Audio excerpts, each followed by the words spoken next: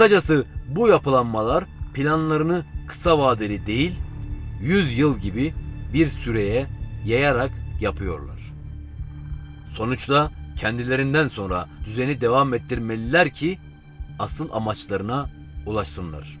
Yani yeni dünya düzeni ve sonrasındaki tek dünya devleti. We were being prepared for something. Our minds were being prepared for something. This does not happen by chance.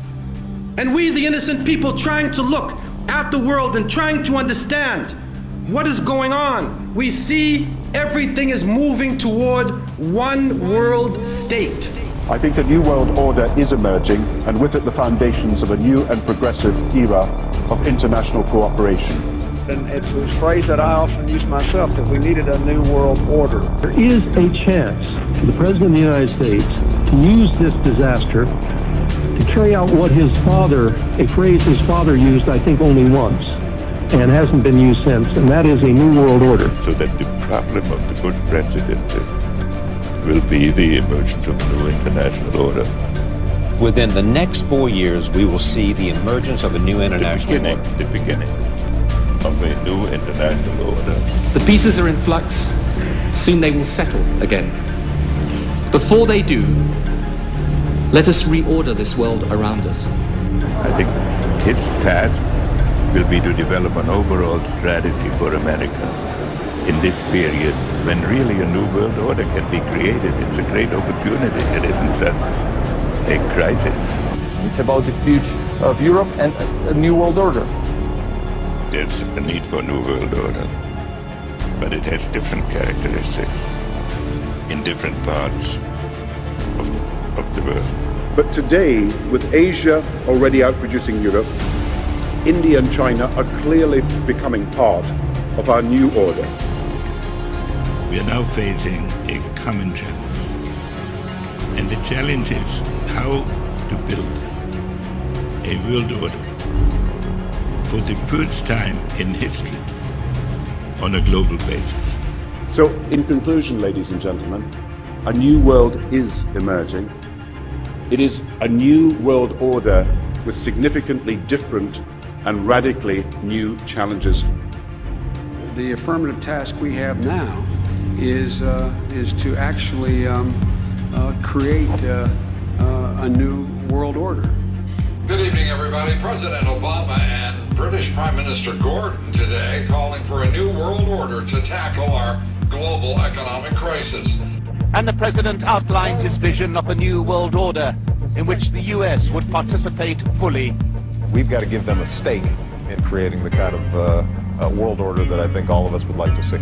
So I see a world order in the future with a multipolar world order. But in a globalized economy, we are going to have to take global responsibilities, and there is going to have to be some semblance of global governance.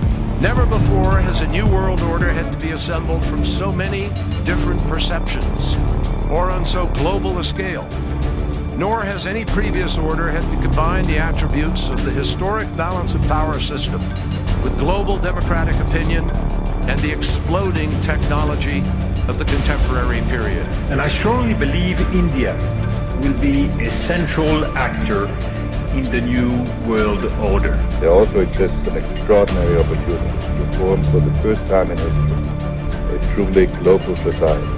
2009 is also the first year of global governance with the establishment of the G20 in the middle of the financial crisis. The climate conference in Copenhagen is another step towards the global management of our planet. New World Order is the headline in the Globe and Mail in Canada. Is this global governance at last? Is it one world, the central bankers in charge? But aren't we all just living and dying for what the central banks do? Of course we are. We are absolutely slaves to central banks. The Norman Cousins Global Governance Award, Walter Cronkite. World government is the structure necessary for global justice. Has written in a book a few years ago that we should have a world government, but only when the Messiah arrives. He wrote, and literally, any attempt to achieve world order before that time must be the work of the devil. Well, join me. I'm glad to sit here at the right hand of Satan. Let us hear the peal of a new international liberty bell that calls us all to the creation of a system of enforceable world law in which the universal desire for peace can place its hopes and its prayers. Inspiring all of us to build a more peaceful and just world. We are still listening to your every word. And with your continuing leadership, we can sail across these unnavigated seas into the 21st century. And there's no better captain I can imagine. The greatest danger of all is to allow new walls to divide us from one another. The walls between old allies on either side of the Atlantic cannot stand. The walls between the countries with the most and those with the least cannot stand. The walls between races and tribes, natives and immigrants, Christians and Muslims and Jews cannot stand. These now are the walls we must tear down. I hope that the work will be of interest and value to everyone who believes, as I do, that values must unify and not divide us. And also that faith can serve as a means for peace, progress and prosperity for all the peoples of the world. Thank you. In the name of democracy, surely we can peacefully get behind moves to have a global governance on such things as financial transactions, which, with a Tobin tax, could put an end to poverty. Really, it's a great prospect. It's not going to happen in my lifetime, but I'm very happy to be helping build up the concept.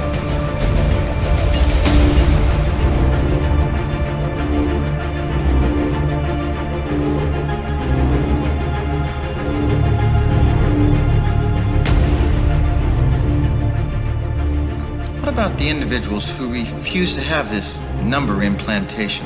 We expect some minor resistance, especially from highly motivated religious groups. But eventually hunger will cause even the most zealous to conform to our program. Gentlemen, I believe that within a year, 2 at the most, our one world government will be a reality. If we continue on our present course, it is my opinion that we could present the devil himself as a world leader and the people would accept him.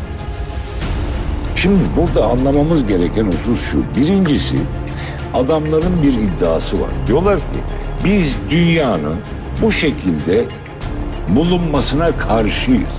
İnsanların yönetilmeleri gerekiyor. İnsanlar yönetilirlerken de onları yönetecek olan birilerine ihtiyaç var. Bu birileri de biziz. Bizden olmayan herkes bize mahkum olmak zorunda. Bitti. Peki biz ne istiyoruz? Biz ne istiyoruz? Şunu şöyle düşünsün. Onu istese de istemese de onu o noktaya getireceğiz ki ileride bizim esas yapmak istediklerimiz ortaya geldikçe o beni desteklesin. İstediği halde değil. O istese de istemese de bana destek olsun.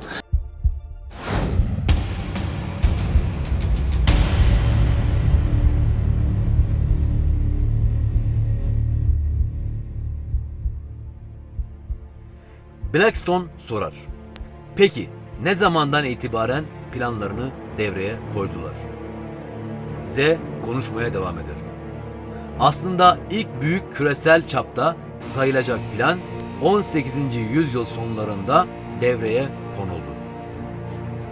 İlk planın nihai hedefi imparatorlukların yıkılması ve kapitalizmle beraber komünizm, faşizm, demokrasi ve benzeri gibi yeni sistemlerin ortaya çıkmasıydı. Amaç Amerika Birleşik Devletleri'nin gelişmesi, büyümesi ve güçlenmesi üzerineydi. Birinci Dünya Savaşı bu ilk planın son durağıydı ve başarılı oldular. İngiliz Krallığı hariç büyük imparatorlukların çoğu yıkıldı. Ve bu zaman içinde kendi oluşturdukları düzenle beraber daha da zenginleştiler. Borç ile ülkeleri kendilerine bağlamaya başladılar. İkinci planları ise 1921 yılında kurulan ve kendisini bağımsız bir düşünce merkezi olarak tanımlayan bu elitlerin oluşturduğu Amerika Birleşik Devletleri Dış İlişkiler Konseyi CFR yani CFR tarafından yapıldı. Planda 20. yüzyıl Amerikan yüzyılı ilan edildi ve mutlaka İsrail kurulmalıydı. Ve sonunda başarılı da oldular. 21. yüzyıl ise Yeni Dünya Düzeni yüzyılı olacaktı. Bu arada CFR, Rockefeller, Ford ve Carnegie vakıfları tarafından finanse ediliyor. CFR'nin kurucularından birinin oğlu Warburg ailesi üyesi James Warburg 1950 yılında Senato Dış İlişkiler Komitesi'nde yaptığı konuşmada şöyle dedi: "İsteseniz de istemeseniz de zorla ya da rıza ile dünya hükümetini kuracağız."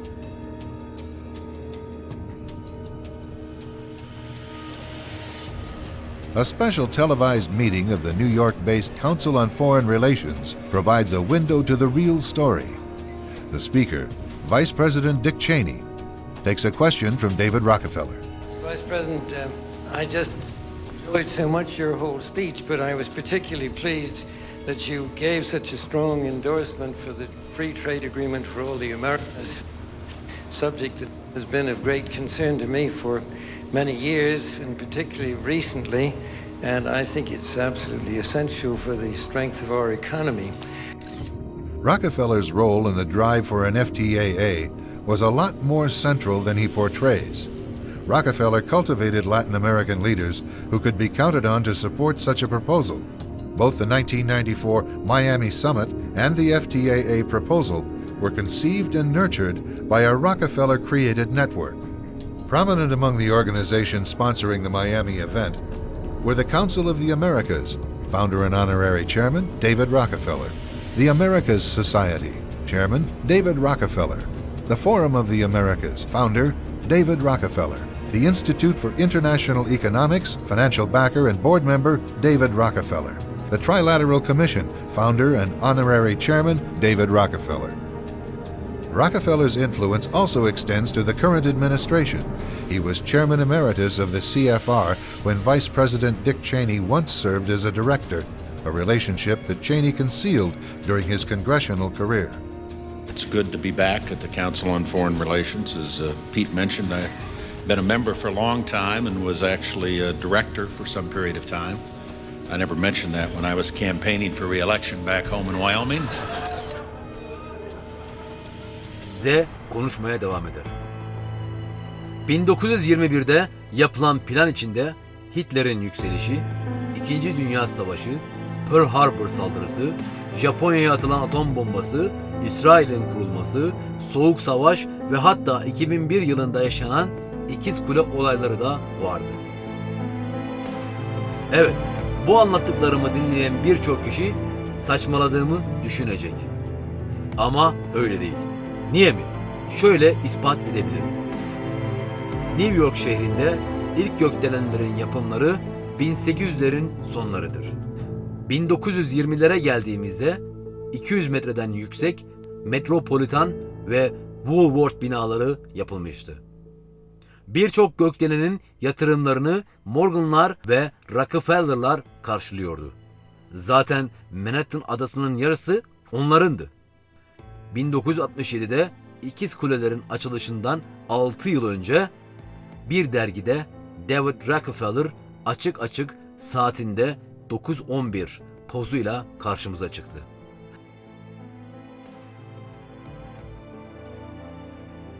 Dergi içerisinde birçok simgelerle mesajlar açık açık sergilenmişti. Z Blackstone'a bakarak dergiyi bulup inceleyebilirsen ne demek istediğimi daha iyi anlarsın dedi. Ve şöyle devam etti. 9/11 olayı olay yaşanmadan önce birçok yerde karşımıza özellikle çıkarıldı. Birçok görsel ve simgelerde.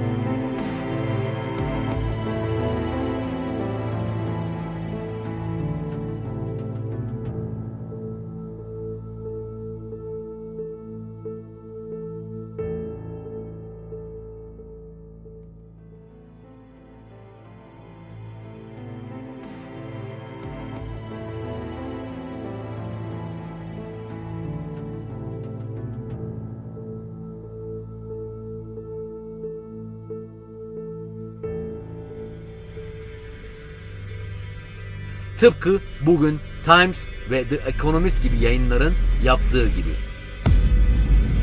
33'te 1 planın kendisidir. Unutma bunu. Blackstone sorar. Neden 33'te 1? Z cevap verir. Planlar, simgeler ve sayılarla gizlenir. Ama çözmek kolay değildir. 11 Eylül 2001 olayları 20. yüzyıl planları içerisinde uyguladıkları son planlarıydı. Aslında planları uygularken o yüzyılın son zaman dilimlerinde gelecek yüzyıla ait planlar devreye sokulurdu.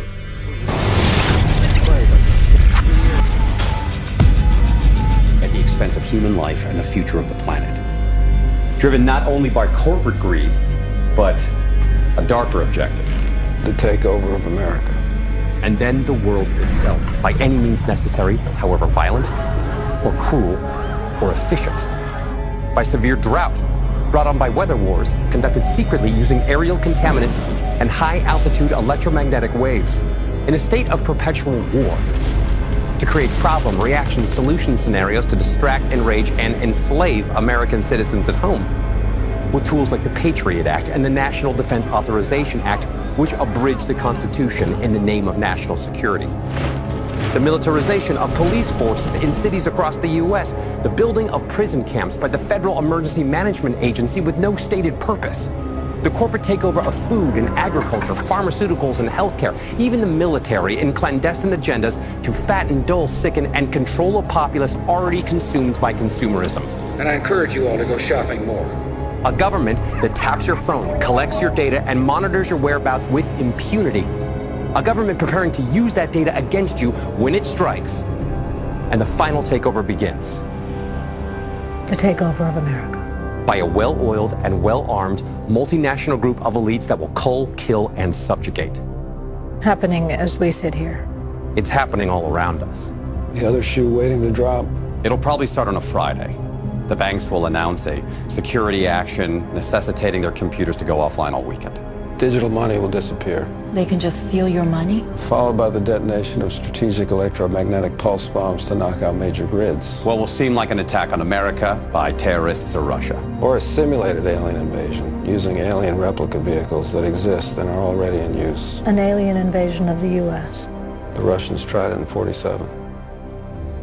21. yüzyıl planları ise özel seçilmiş kişilerce 1984 ve 1992 yıllarında iki farklı gizli Bilderberg tarzında toplantılar yapıldı. Gelecek yüzyıl planları bu toplantılarda planlandı. 1992. We're designed to align countries into a one world government. There's no doubt in my mind that that's what we were doing. Well, in working for the people I work for, I only see two classes. I see the leaders who are the elite, and I say the leaders who are the elite because of the people that we work for. We work for the Rothschilds, the Roosevelts, the superpowers in money around the world. There was never any question of finances on anything that we did. If I needed $250,000 for a mission, I had a signature line of credit. I walked into a bank in New York, I signed my signature, pulled out $250,000 cash, walked away, and that money was replaced the following week. It was that easy for me. So in answer, I hope that I've answered that in saying there's two groups. There's the citizens and there's the elite. And that's all there are. Those around the world that think that there's going to be an upper class or that there's going to be comfort like there was, there won't be. Myself, I see even maybe a third class, but that third class won't be considered citizenry on the New World Order. It'll be considered enemies of the New World Order who are possibly living in state of an underground. I think in summing up what I'd like to say to all of you who listen to this video and in the media, I'd like to ask one question. Is anybody there?